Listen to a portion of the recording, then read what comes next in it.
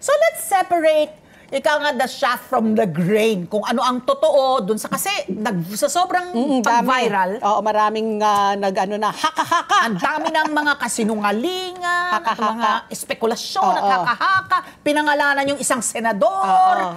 Hindi ba to his mari niyang tinanggi. Wala akong ganyang sasakyan. Wala akong Escalade, kanya, hindi ba? So pati yung tatay niyo. Oo, nasabwat. Si Plastics King na damay. So, Yusek, what do we know as a fact? Ihiwalay lang natin dun sa mga nag-viral na mga kasinungalingan. So far, yung mga, yung latag natin, tama. Endpoint ba? Factual ba yung paglatag sa natin?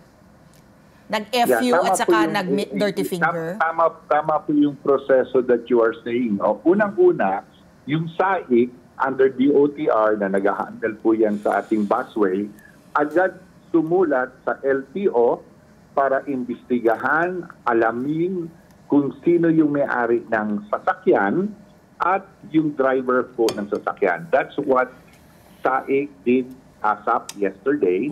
Sabay po dito, sinulatan din po natin yung MMDA para makatulong ang MMDA sa nangyayari.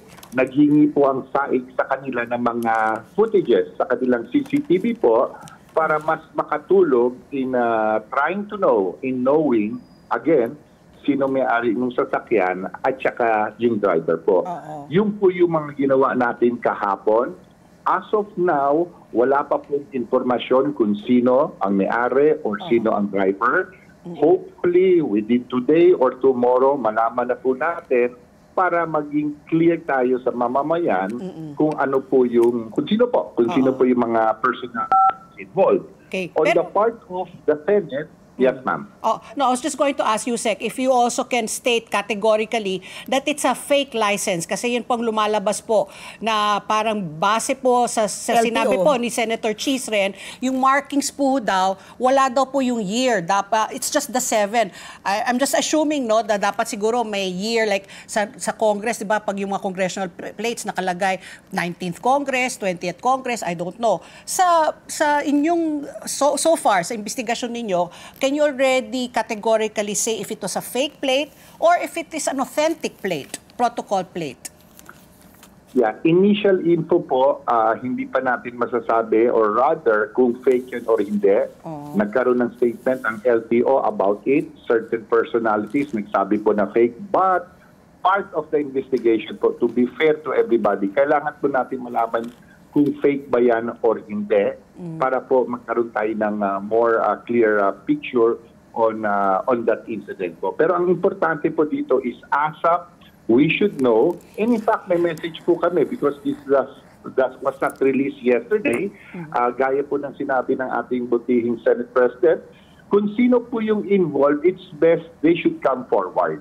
Hindi na po natin kailangan pa magkaroon ng paghahanap, pagtatanong. They could say na sila yon.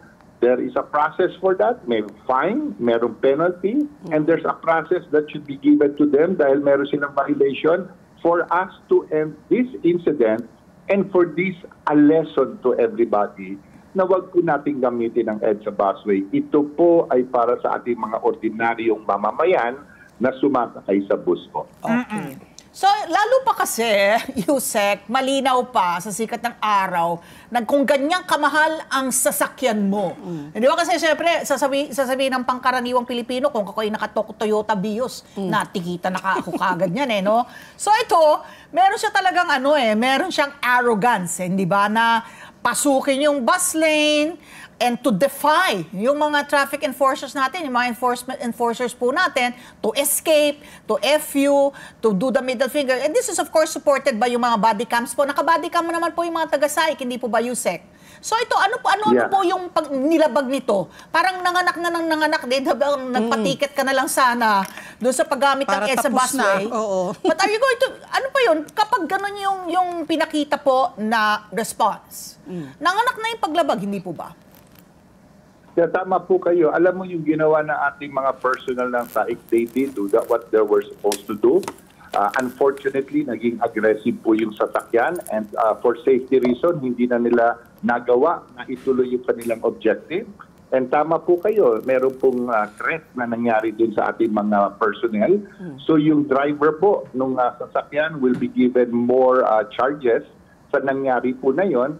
And alam nyo, ang dami ng insidente nangyari dito sa EDSA busway. May mga inosenteng napadaan, may mga sadya. But the point is there is a better way to handle this. Hindi po dapat humantong na yung sabi nyo nga po, yung the arrogance, yung muntik na po matamaan, yung ating mga personnel ng Enforcers, oo. Parang pwede naman pong itaas ang kamay at sasabihin, I'm sorry, and mas maayos po nating ma-handle yung sitwasyon.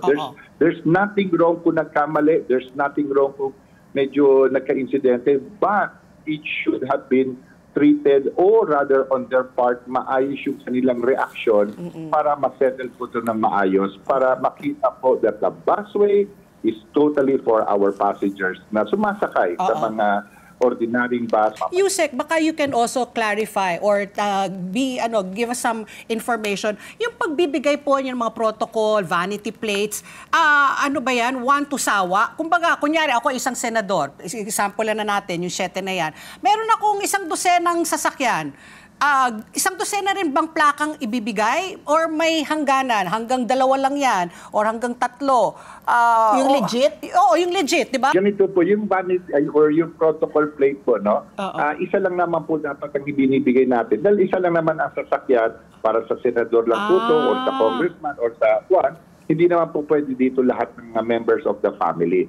There is a process that should be followed. Kami po sa LTO or rather yung LTO, DOTR po ang nagpo-proseso nito. So it's something that cannot be abused. But if there are those na nag-aabuso po, kailangan po natin bigyan sila ng karapatang penalty or punishment dahil hindi po pwedeng inaabuso ang isang pribilehiyo na binabigay natin sa ating mga butihing public officials po.